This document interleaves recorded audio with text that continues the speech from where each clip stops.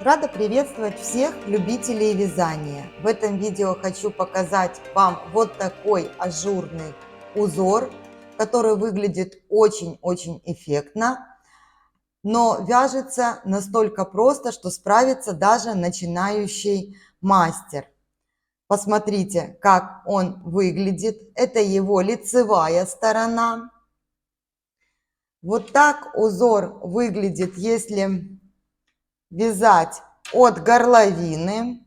Тоже достаточно эффектно, немножечко по-другому, но если вы будете использовать этот узор, к примеру, для горловины, то вы будете иметь представление, как она выглядит. Изнаночная сторона узора гладкая, ровная, ничего не мешает телу. Вообще узор очень воздушный, подходят для него многие очень виды пряжи, как натуральные, так и смесовые, синтетические.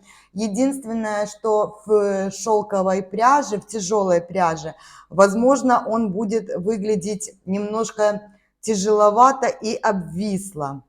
Вот эти волны вот как-то вот так сожмутся и будет выглядеть более обвисло.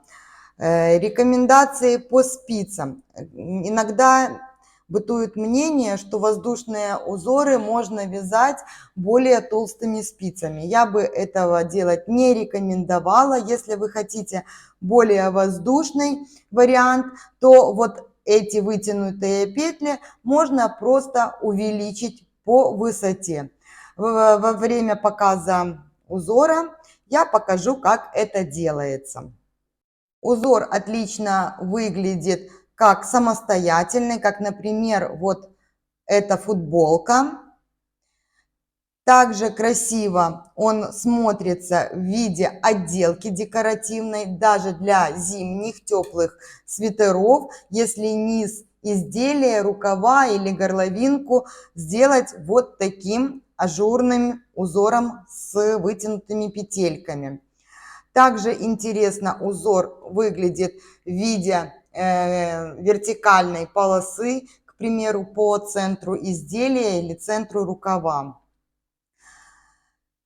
Давайте рассмотрим схему этого узора. Как вы видите, все вяжется очень просто. Схема составлена для вязания по кругу. В видео я буду показывать, как этот узор вяжется поворотными рядами.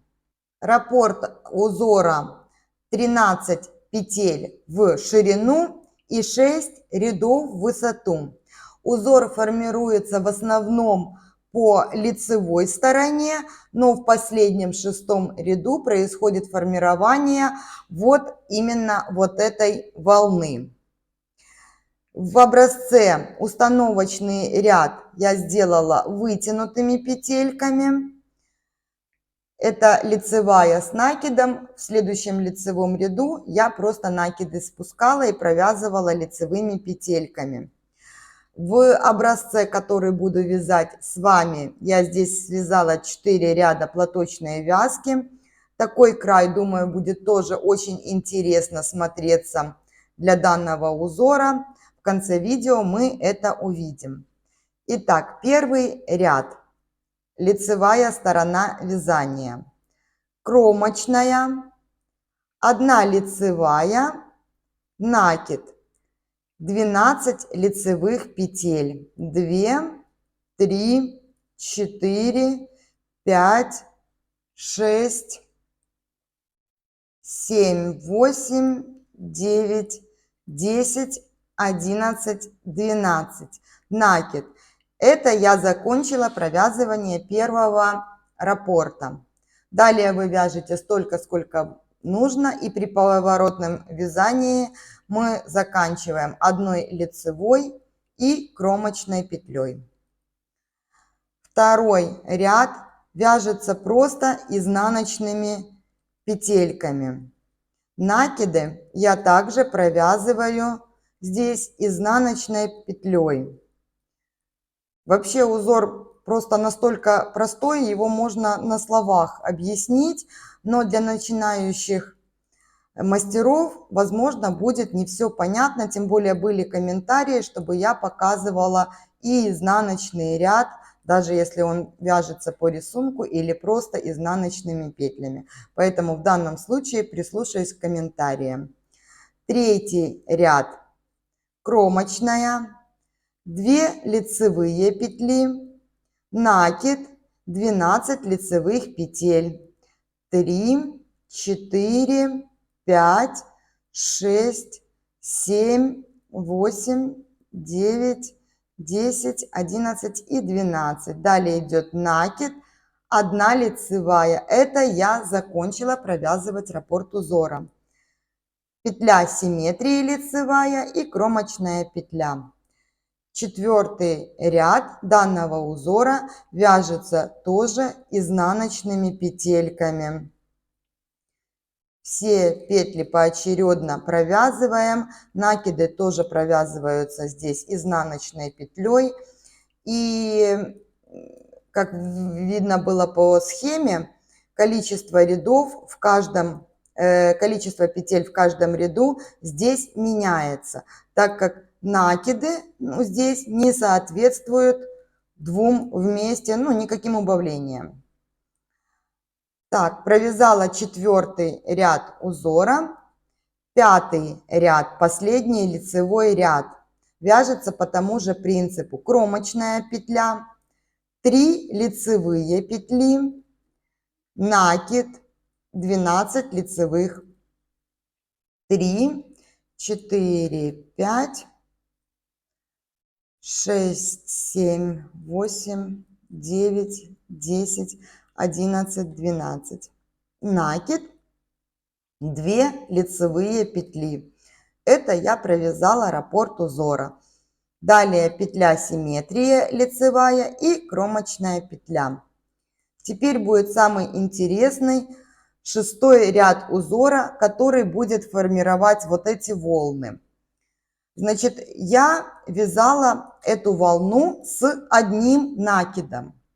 Если вы хотите, чтобы петля вытянутая была длиннее, просто делается это все точно так же, просто делается двойной накид.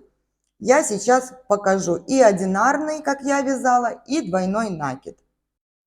И еще один момент. Когда мы вяжем любой узор, и этот в частности с вытянутыми петельками, чтобы кромочная петля вот здесь не было стянуто вязание, можно поступать двумя способами. Или же кромочную тоже делать с накидом, вот таким образом. Или же, как я делаю, просто более свободную вытянутую кромочную делаю петлю. Мне просто так удобнее. Но тот и тот способ подходит. Единственное, что в рядах, где вытянутые петли, нельзя затягивать сильно кромочную петлю. Итак, кромочная петля. Далее мы провязываем 4 лицевые петли с накидом. Это изнаночная сторона нашего вязания. Итак, я беру за первую дольку, накидываю нить, как при вязании обычной лицевой петли, и делаю еще один накид. И вот у меня получилась лицевая с накидом сразу. И так нужно провязать нам 4 петли. 2, 3, 4. 4 петли я провязала лицевой с накидом. Далее идут у нас вот эти 12 центральных петель. Здесь мы будем делать убавки. Убавки я буду делать в разном направлении, для того, чтобы в готовом изделии не получилось, полотно у нас не косило. Потому что в волнах не видно, в какую сторону мы берем 2 вместе. Практически не видно. Если присмотреться, то да, здесь видно, что в разные стороны у нас дужки направлены. Но в общем узоре этого не видно. Это нужно лишь для того, чтобы полотно не косило. Потому что, как правило, количество двух, трех и так далее петель вместе с наклоном в ту или иную сторону должно быть симметрично в узоре, тогда полотно не косит. Итак, заговорилась. Провязали мы 4 лицевых с накидом. Далее что мы делаем? Нам нужно сделать убавление, то есть провязать 2 петли вместе. Но у нас здесь вытянутые петли, поэтому мы берем 2 петельки и точно так делаем двойное обвитие.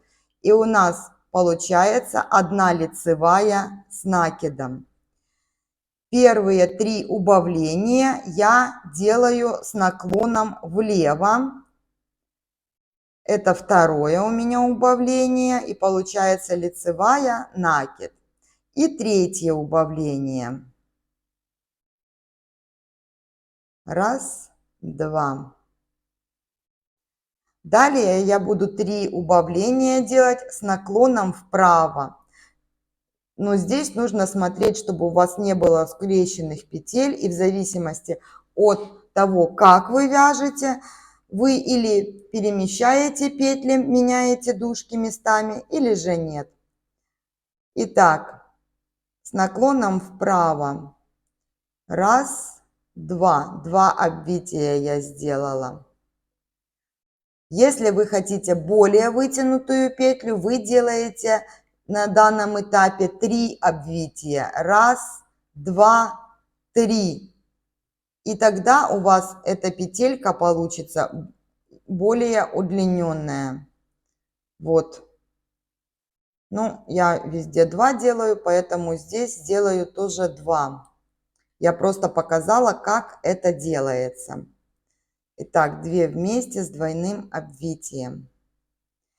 И третий раз тоже с наклоном вправо с двойным обвитием. Далее я провязываю 3 лицевые с накидом. Накиды, вот эти предыдущие накиды, тоже провязываю с обвитием. Вот. Еще раз покажу, как делать тройное обвитие. Точно так же. Раз, два, 3. И вот ваша петелька получается лицевая с 2 накидами. Я оставлю 1 накид себе. И третья петля. Это мы закончили провязывать раппорт узора. У нас получилось в 2 раза больше петелек за счет накидов. Заканчиваю вязание я тоже лицевой с обвитием.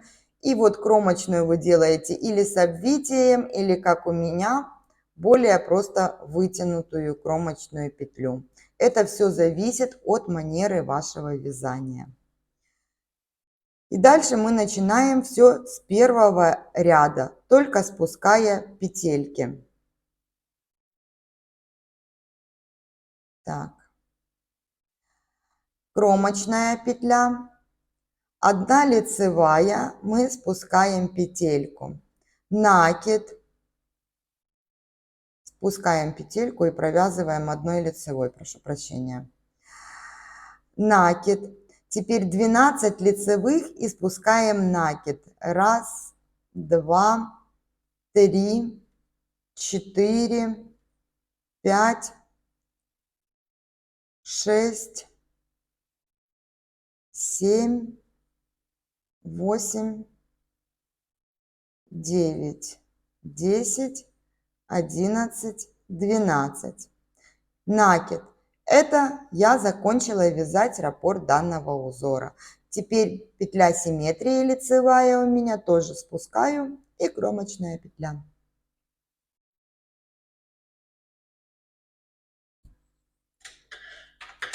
Вот у нас получились наши вытянутые петельки. И далее вяжем по схеме. Второй ряд изнаночные и так далее. Мы провязали вот эту часть узора. Но так как маленький кусочек у меня, вот здесь не получилось показать вам волну, как она будет выглядеть. Но глядя, конечно, на все это, я хочу сказать, что если делать платочную вязку, наверное, бы для изделия я взяла для платочной вязки спицы на размер больше, чтобы вот оно было более рыхлое и более выражена была волна. Вот эти накиды формируют у нас вот эти треугольнички. Надеюсь, узор вам понравился. Он очень простой, легко запоминается. В принципе, здесь только один ряд нужно помнить. Поэтому вяжите с удовольствием. Всем легких петелек. До встречи на канале!